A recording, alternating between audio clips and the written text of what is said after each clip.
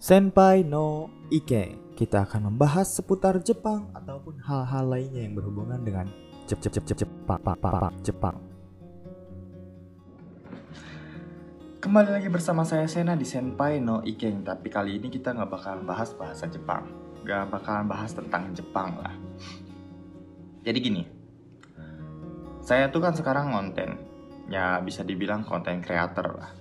Tapi lebih aktifnya di Instagram. Di Instagram bikin quotes gitu kan. Nah, saya kalau misalkan YouTube, sebenarnya YouTube ini udah ada sejak tahun 2015.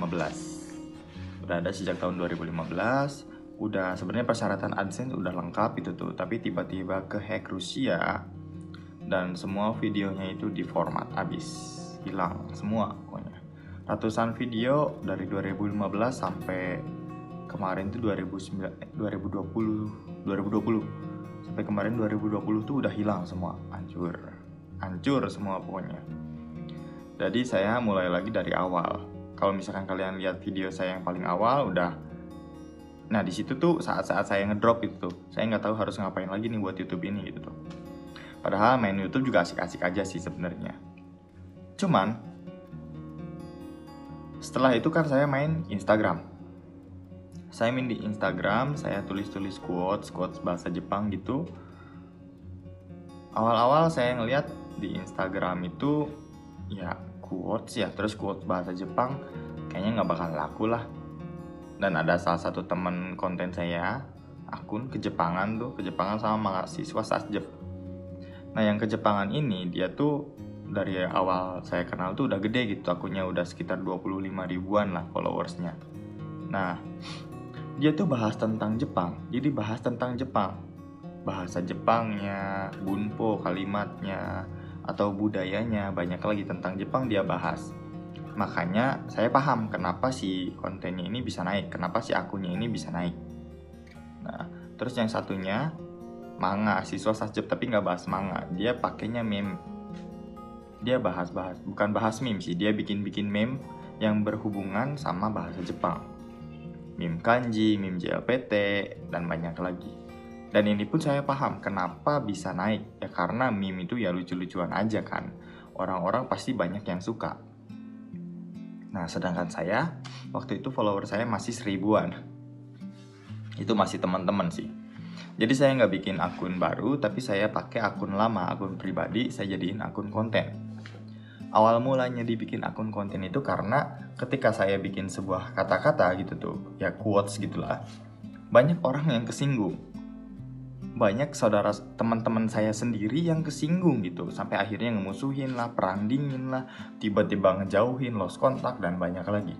Cuman gara-gara quotes. Padahal quotes kan bukan cuman buat mereka. Tapi quotes kan maksudnya ya curahan yang ada di otak saya aja saya curahkan di Instagram gitu, biar orang-orang lihat, siapa tahu bagus, laku, banyak yang like gitu. Awal-awalnya saya cuman gitu, pakai akun pribadi. Cuman karena banyak teman-teman yang kesinggung, akhirnya saya rubah semua, saya jadiin akun konten. Itu awal mula Kiseki no Senpai Instagramnya. Saya rubah jadi akun konten, jadi ketika ada orang yang kesinggung, ya silahkan, ini kan konten. Tujuan saya bukan nyinggung satu orang kok.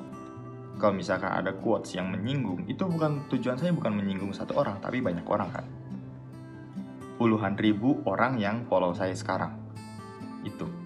Jadi kenapa harus satu orang yang tersinggung, dan apalagi lu tuh teman gua gitu tuh. Teman saya sendiri. Ya kalau misalkan teman ada apa-apa tinggal ngomong gak sih? Sebenarnya. Cuman ya emang ampas aja.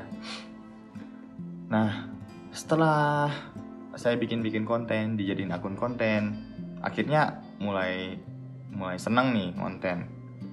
Dan saya mikir, emang quotes bakalan laku ya? Saya juga udah ngobrol sama 2 orang teman saya yang tadi itu yang konten juga. Ya udah jalanin aja katanya, senang-senang aja. Ya udah saya pun mengerjakannya dengan sukarela gitu, dengan senang hati karena saya suka aja gitu. Akhirnya konten aja terus sampai pertama kali masuk ke explore tuh. Buat saya masuk explore-nya Instagram. Di situ sekitar followers masih 2000-an. Ya tetap saya nggak konsisten tuh. Saya nggak konsisten, jadi upload sekali-kali, seminggu sekali, seminggu 2 kali. Sampai akhirnya pertengahan tahun 2022 nih, saya mulai konsisten. Pokoknya 1 hari 1 konten harus ada. 1 hari harus ada 1 konten. Saya post terus selama 1 bulan. Selama 1 bulan itu, follower saya nambah sekitar 15.000. Karena konsisten upload. Saya upload terus, ada konten yang meledak, upload terus, jadi yang lain ikut. Jadi kalau saya lihat di sini, kesalahan saya dari 2015 saat memulai YouTube itu, saat memulai video-video yang gak jelas di YouTube, ternyata kesalahannya cuma satu. Saya gak konsisten, udah itu aja. Saya gak konsisten upload gitu. Saya terlalu nyari hasil, viewsnya di bawah 100, aduh gak asik gitu tuh. Ketika viewsnya ratusan baru seneng, padahal baru ratusan ya. Tapi ya itu, gimana ya, yang namanya juga mentalnya masih bukan mental seneng-seneng gitu tuh, masih pengen nyari hasil gitu. Akhirnya jatuh lah, YouTube gak keurus. Yang diurusin cuma Instagram aja, karena masih seneng ngelihat komentar, masih seneng ngelihat like-nya, masih seneng lihat share-nya yang banyak gitu. Itu padahal sekedar akun quotes loh, quotes bahasa Jepang lagi. Nggak semua orang paham bahasa Jepang kan. Tapi banyak yang suka, banyak yang share, dan ternyata banyak menjangkau orang gitu tuh, sampai jutaan orang terjangkau di akun itu. Gila sih. Ternyata emang kuncinya buat sukses di sosial media itu ya, buat sukses di sosial media itu cuma satu: konsisten. Kamu sering upload, ya kamu naik. Udah, itu aja. Kamu sering konten, ya udah kamu naik. Kamu konsisten terus ngonten walaupun hasilnya nggak sesuai dengan harapan kamu, bahkan mungkin disebut gagal, ya nggak masalah. Konten aja terus sampai akhirnya kamu sukses di kemudian hari gitu. Menurut saya sih kayak gitu.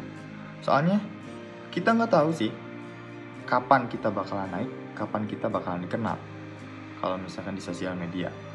Dan kalau misalkan kalian lihat-lihat akun-akun YouTube dan lain-lain itu, kalau misalkan ada akun YouTube yang terkenal lah, kita coba digali lagi video-video lamanya, kebanyakan dia tuh asal konten aja awal-awalnya, nggak fokus ke konten yang sekarang. Awalnya asal konten aja. Saya juga awalnya asal konten tuh, quotes terus bahasa Jepang kayak partikel, bunpo, cara belajar bahasa Jepang kayak gitulah. Si quotesnya saya jabarin gitu, jadi kotoba jadi kotoba tuh apa, kata per kata gitu. Jadi buat teman-teman yang lain yang masih belajar gitu juga bisa.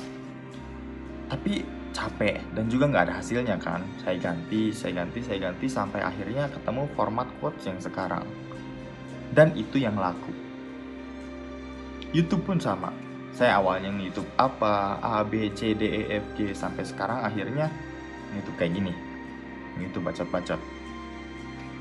Ya emang kalau misalkan konten sih menurut saya yang penting kita senang aja dulu yang mana. Toh belum tentu ngasilin.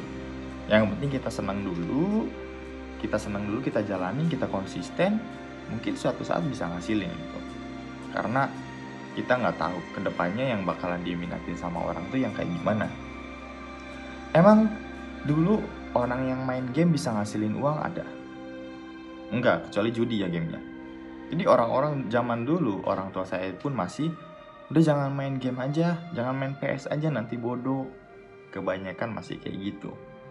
Tapi sekarang lihat, banyak e-sport ngasilin duit yang wah gila kak, lebih gede dari PNS penghasilannya.